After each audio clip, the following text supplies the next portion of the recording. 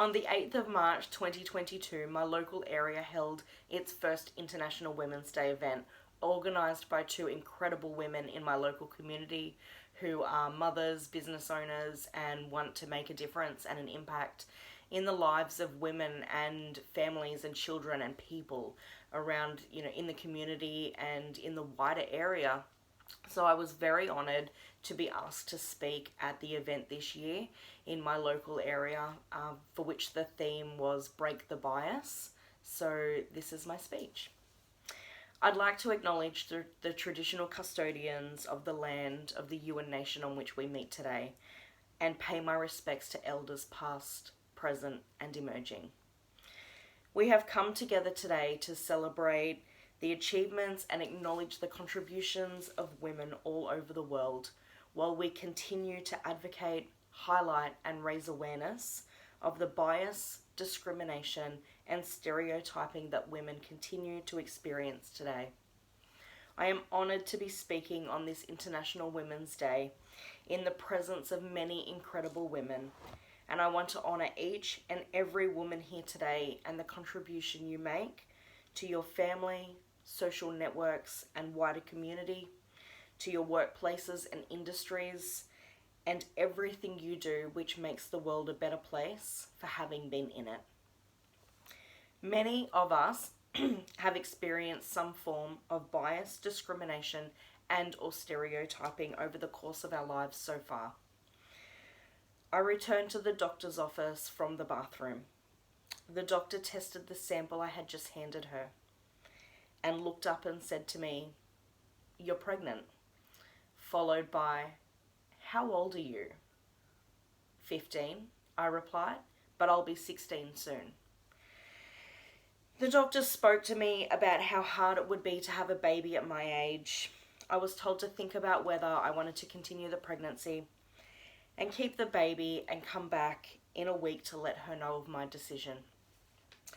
I decided to continue my pregnancy, but over the following months, I would hear many judgments, stereotypes, and just plain nasty comments.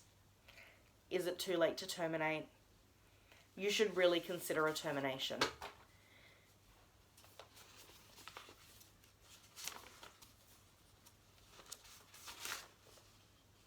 Have you considered adoption?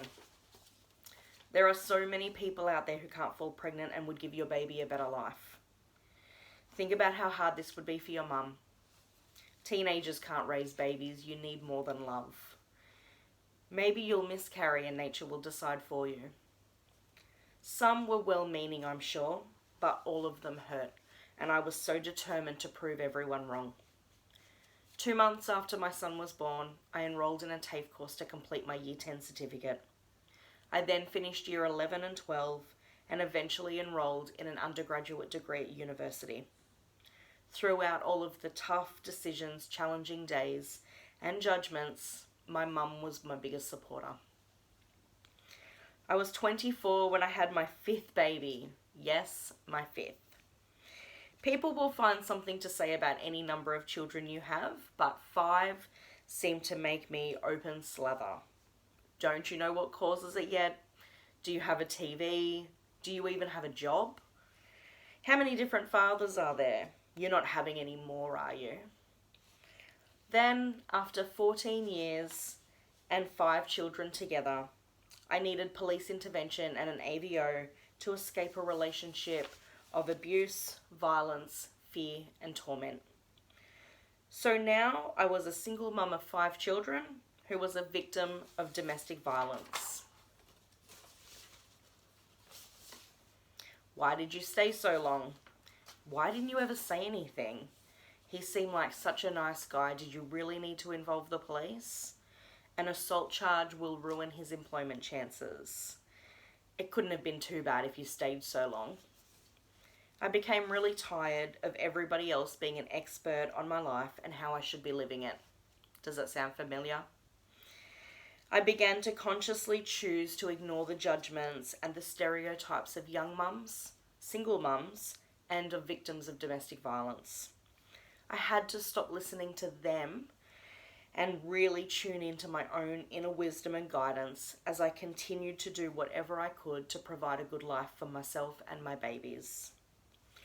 During the time I have been a single mum, I have experienced many setbacks, but many achievements too.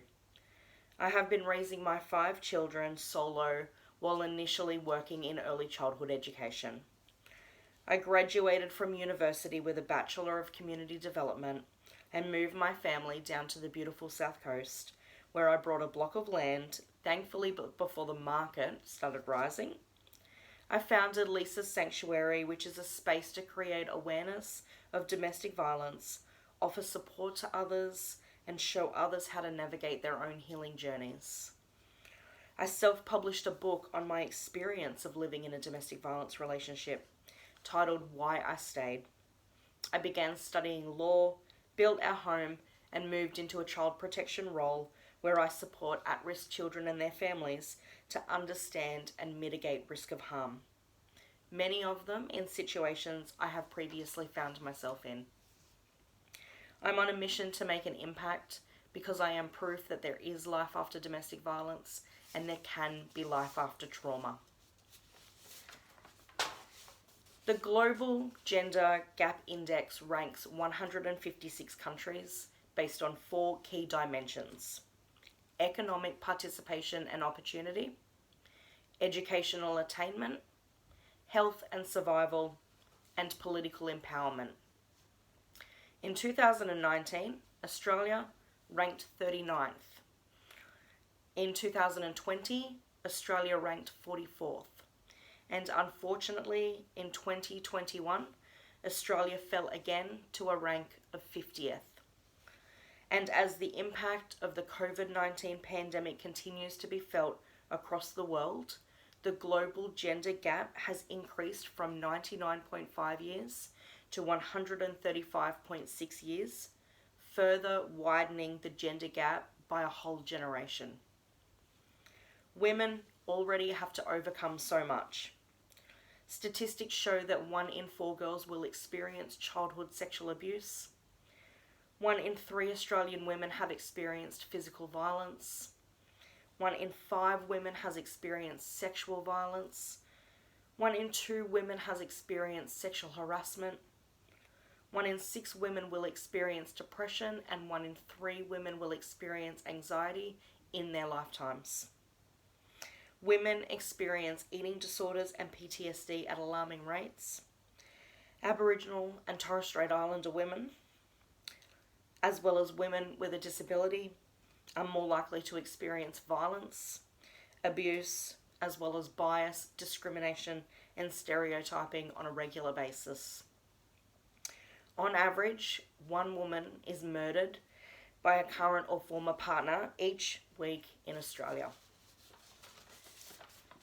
So how do we break the bias in a world where being born a girl is considered disappointing in many countries, and where being born a girl in Australia places her at high risk of childhood sexual abuse, physical and sexual violence, homelessness, poverty, single parenting, just to name a few?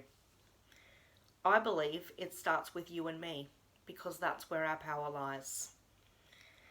We don't need men to come and save us. We don't even need other women to come and save us. But we do need women supporting women. We're stronger together. We can challenge bias, discrimination, and stereotyping and call it out by calling out not only the men in our lives, but the women too.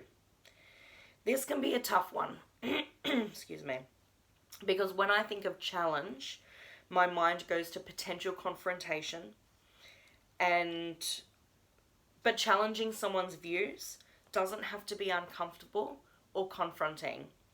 If you're having a conversation and a comment is made, be curious and ask curious questions to understand further. What makes you say that? I'm curious where that comes from. How do you know that's true?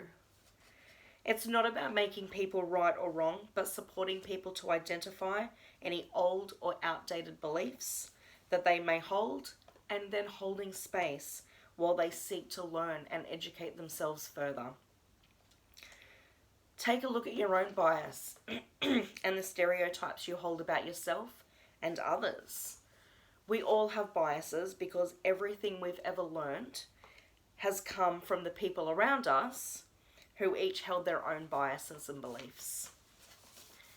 The trick is to identify what yours are, acknowledge them, unpack them, and if they're no longer serving you, rewrite them. What do you believe about yourself? About women? About men? About particular communities or other groups of people?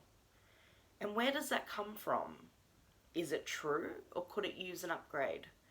Does it come from a place of experience or misunderstanding? Does it have to be true? Because can you believe something different? A belief is just a thought you keep thinking, after all. When I worked in early childhood education, not every child that walked into the classroom was my favourite right away. If I was finding it difficult to establish a relationship with a child due to any number of reasons, I would try to spend some one-on-one time with that child, just sitting with them, listening to them, creating with them, and just focusing on that child. Because when you spend focused time with someone, you hear their voice and you really see and appreciate who they are through their stories, their feelings, their beliefs, and any judgments or misconceptions can be lost in just spending time with someone and embracing what makes them who they are. The fact that we all have different beliefs, life experiences, understanding, worldviews, and stories makes us more of the same than we realize. And we could eliminate a lot of bias, discrimination, and stereotyping by learning to respect not only our sameness, but our differences too. Now, more than ever, we need to support the fellow women in our lives. And I want to end this speech with a quote from Serena Williams. Every woman's success should be an inspiration to another. We're strongest when we cheer each other on. Thank you.